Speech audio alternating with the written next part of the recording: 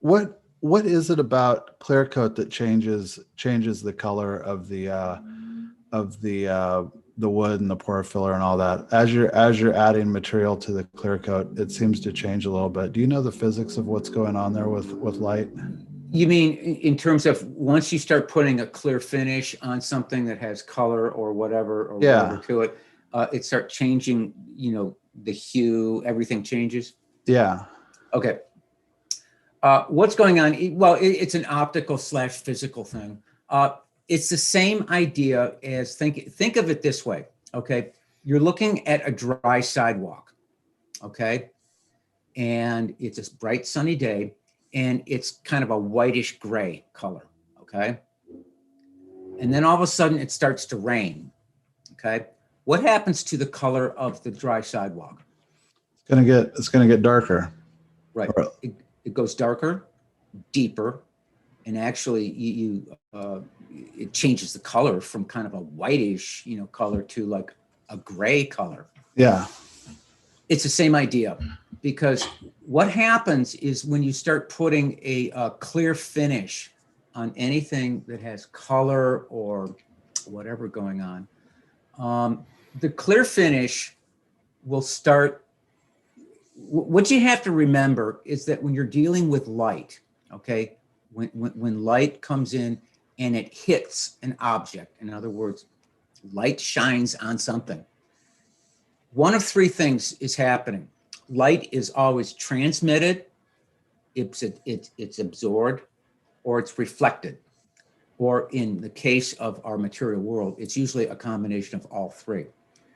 What happens is that when you have your cement down here, and then you start putting that wet water on, it's the same idea. What happens is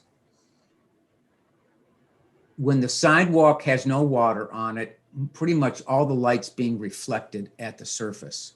It hits that dry concrete and it's reflected back at you and things like that. And, reflected light comes back to you as white, basically a whitish type of color. As you start putting the clear finish on top, what happens is light is able to get in deeper and it starts being transmitted and absorbed a little bit.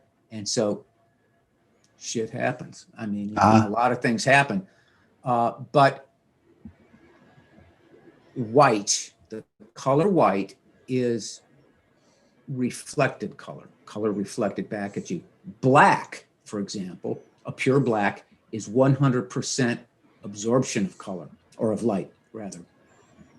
In fact, there's no pure black. There's no such thing as pure black. It's just like there's no pure vacuum and things like that. You can't have it. Anyways, so what happens is that when I'm matching a color, say for a repair, or if I'm, if I've got something and I'm trying to match the color, it's always a good idea, because the old color or whatever, the old finish or old color, I always throw some mineral spirits or naphtha on it to basically wet it out and see what that color is going to be.